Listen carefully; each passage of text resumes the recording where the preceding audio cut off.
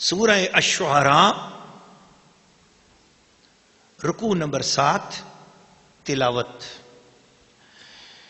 كذبت عاد المرسلين إذ قال لهم أخوهم هود ألا تتقون إني لكم رسول أمين فاتقوا الله وأطيعون وما أسألكم عليه من أجر إن أجري إلا على رب العالمين أتبنون بكل ريع آية تعبثون وتتخذون مصانع لعلكم تخلدون وإذا بطشتم جبارين فاتقوا الله وأطيعون واتقوا الذي أمدكم بما تعلمون أمدكم بأنعام وبنين وجنات وعيون إني أخاف عليكم عذاب يوم عظيم قالوا سواء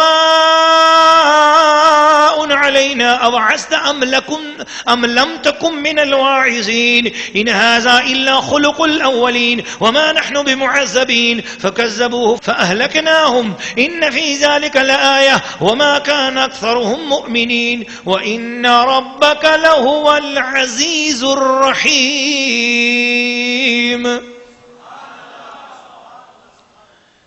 سورہ الشعراء رکوع نمبر 7 ترجمہ کنز الایمان. عاد نے رسولوں کو جھٹلایا جبکہ ان سے ان کے ہم قوم ہود نے فرمایا کیا تم ڈرتے نہیں؟ بے شک میں تمہارے لیے امانت دار رسول ہوں تو اللہ سے ڈرو اور میرا حکم مانو اور میں تم سے اس پر کچھ اجرت نہیں مانگتا. میرا اجر تو اسی پر ہے، میرا اجر تو اسی پر ہے جو سارے جہان کا رب ہے. کیا ہر بلندی پر ایک نشان بناتے ہو اور راگیروں سے ہنسنے کو اور مضبوط محل چنتے ہو اس امید پر کہ تم ہمیشہ رہو گے، اور جب کسی پر گرفت کرتے ہو تو بڑی بے دردی سے گرفت کرتے ہو؟ تو اللہ سے ڈرو اور میرا حکم مانو اور اس سے ڈرو جس نے تمہاری مدد کی ان چیزوں سے کہ تمہیں معلوم ہے تمہاری مدد کی چوپایوں اور بیٹوں اور باغوں اور چشموں سے. بے شک مجھے تم پر ڈر ہے ایک بڑے دن کے عذاب کا. بولے ہمیں برابر ہے چاہے تم نصیحت کرو یا ناصحوں میں نہ ہو، یہ تو نہیں ہے مگر وہی اگلوں کی ریت اور ہمیں عذاب ہونا نہیں. تو انہوں نے اسے جھٹلایا تو ہم نے انہیں ہلاک کیا. بے شک اس میں ضرور نشانی ہے اور ان میں بہت مسلمان نہ تھے. بے شک تمہارا رب ہی عزت والا مہربان ہے. سورہ الشعراء رکوع نمبر 7 تفسیر. ناظرین و ناظرات و سامعین و سامعات، نوح علیہ السلام کی قوم کے واقعات سن لیے، عاد کے سنے، سمود کے سنے، قوم شعیب کے واقعات سنے، اصحاب رس کے واقعات سنے، اصحاب الایکہ کے واقعات سنے.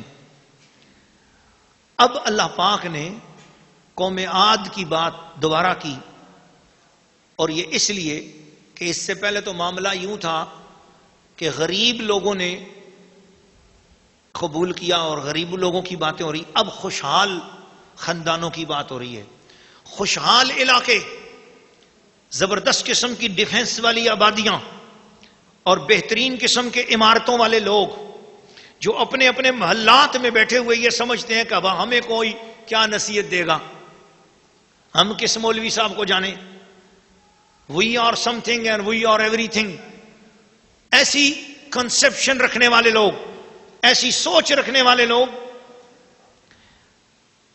ان لوگوں کے حوالے سے، ایسے کافروں کے حوالے سے ذرا یہ بات ہے اور یہ واقعہ ہے کہ ان خوشحال گھرانوں میں بڑے لوگ قوم عاد کے لوگ تھے.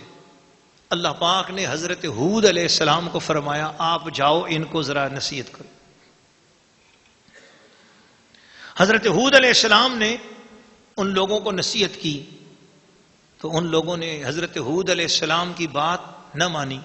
چند لوگ مسلمان ہوئے اور باقی لوگوں نے ان سے مذاق کرنا شروع کر دیے، طرح طرح کی علامتیں گھڑتے، طرح طرح کے دیواروں پہ نعرے لکھتے حضرت ہود علیہ السلام کے خلاف اور ان کے ماننے والوں کے خلاف.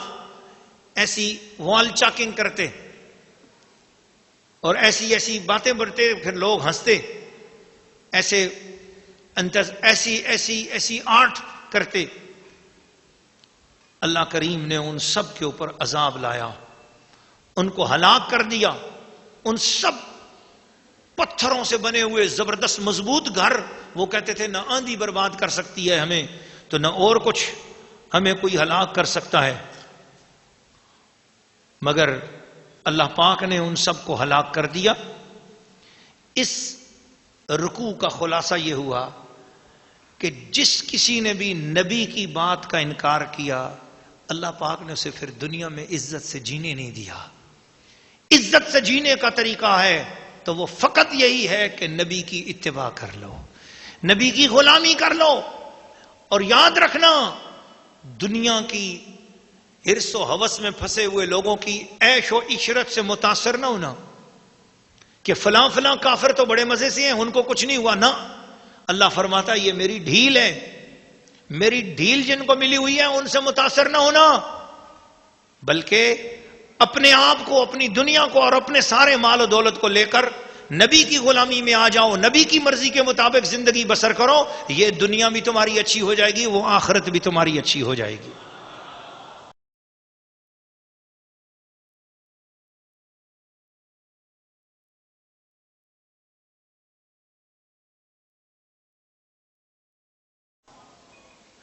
سورہ الشعراء رکوع نمبر 7 تلاوت. كذبت عاد المرسلين إذ قال لهم أخوهم هود ألا تتقون إني لكم رسول أمين فاتقوا الله وأطيعون وما أسألكم عليه من أجر إن أجري إلا على رب العالمين أتبنون بكل ريع آية تعبثون وتتخذون مصانع لعلكم تخلدون وإذا بطشتم بطشتم جبارين فاتقوا الله وأطيعون واتقوا الذي أمدكم بما تعلمون أمدكم بأنعام وبنين وجنات وعيون إني أخاف عليكم عذاب يوم عظيم قالوا سواء علينا أوعزت أم لم تكن من الواعظين إن هذا إلا خلق الأولين وما نحن بمعذبين فكذبوه فأهلكناهم إن في ذلك لآية وما كان أكثرهم مؤمنين وإن ربك لهو العزيز الرحيم.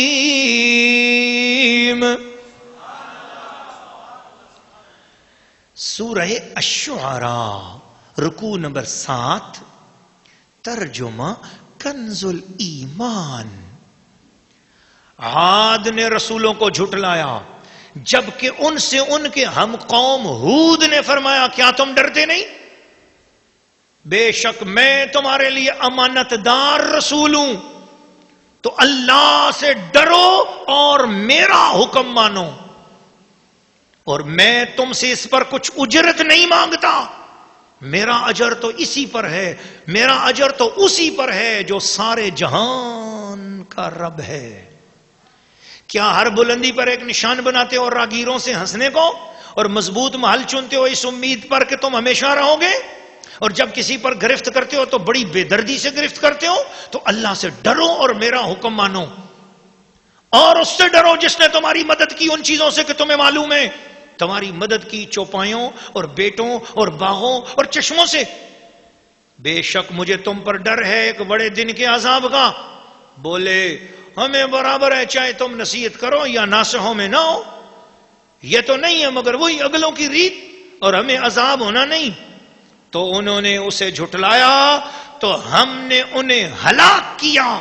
بے شک اس میں ضرور نشانی ہے اور ان میں بہت مسلمان نہ تھے. بے شک تمہارا رب ہی عزت والا مہربان ہے. سورہ الشعراء رکوع نمبر 7 تفسیر.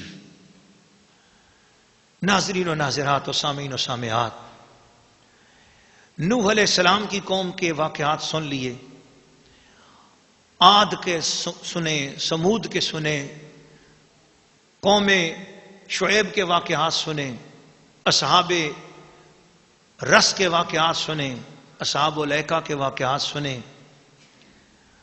اب اللہ پاک نے قوم عاد کی بات دوبارہ کی اور یہ اس لیے کہ اس سے پہلے تو معاملہ یوں تھا کہ غریب لوگوں نے قبول کیا اور غریب لوگوں کی باتیں ہو رہی، اب خوشحال خاندانوں کی بات ہو رہی ہے، خوشحال علاقے، زبردست قسم کی ڈیفنس والی آبادیاں اور بہترین قسم کے عمارتوں والے لوگ جو اپنے اپنے محلات میں بیٹھے ہوئے یہ سمجھتے ہیں کہ اب ہمیں کوئی کیا نصیحت دے گا، ہم کس مولوی صاحب کو جانے، we are something and we are everything, ایسی کنسپشن رکھنے والے لوگ، ایسی سوچ رکھنے والے لوگ، ان لوگوں کے حوالے سے، ایسے کافروں کے حوالے سے ذرا یہ بات ہے اور یہ واقعہ ہے کہ ان خوشحال گھرانوں میں بڑے لوگ قوم عاد کے لوگ تھے۔ اللہ پاک نے حضرت ہود علیہ السلام کو فرمایا آپ جاؤ ان کو ذرا نصیحت کرو۔ حضرت ہود علیہ السلام نے ان لوگوں کو نصیحت کی تو ان لوگوں نے حضرت ہود علیہ السلام کی بات نہ مانی، چند لوگ مسلمان ہوئے اور باقی لوگوں نے ان سے مذاق کرنا شروع کر دیے، طرح طرح کی علامتیں گھڑتے، طرح طرح کے دیواروں پہ نعرے لکھتے حضرت ہود علیہ السلام کے خلاف اور ان کے ماننے والوں کے خلاف، ایسی وال چاکنگ کرتے اور ایسی ایسی باتیں بڑھتے، پھر لوگ ہنستے، ایسے ایسی آرٹ کرتے۔ اللہ کریم نے ان سب کے اوپر عذاب لایا، ان کو ہلاک کر دیا۔ ان سب پتھروں سے بنے ہوئے زبردست مضبوط گھر، وہ کہتے تھے نہ آندھی برباد کر سکتی ہے ہمیں تو نہ اور کچھ ہمیں کوئی ہلاک کر سکتا ہے، مگر اللہ پاک نے ان سب کو ہلاک کر دیا۔ اس رکوع کا خلاصہ یہ ہوا کہ جس کسی نے بھی نبی کی بات کا انکار کیا اللہ پاک نے اسے پھر دنیا میں عزت سے جینے نہیں دیا۔ عزت سے جینے کا طریقہ ہے تو وہ فقط یہی ہے کہ نبی کی اتباع کر لو، نبی کی غلامی کر لو، اور یاد رکھنا دنیا کی حرص و ہوس میں پھنسے ہوئے لوگوں کی عیش و عشرت سے متاثر نہ ہونا کہ فلاں فلاں کافر تو بڑے مزے سے ہیں ان کو کچھ نہیں ہوا، نہ، اللہ فرماتا ہے یہ میری ڈھیل ہے، میری ڈھیل جن کو ملی ہوئی ہے ان سے متاثر نہ ہونا، بلکہ اپنے آپ کو، اپنی دنیا کو اور اپنے سارے مال و دولت کو لے کر نبی کی غلامی میں آ جاؤ، نبی کی مرضی کے مطابق زندگی بسر کرو، یہ دنیا بھی تمہاری اچھی ہو جائے گی، وہ آخرت بھی تمہاری اچھی ہو جائے گی۔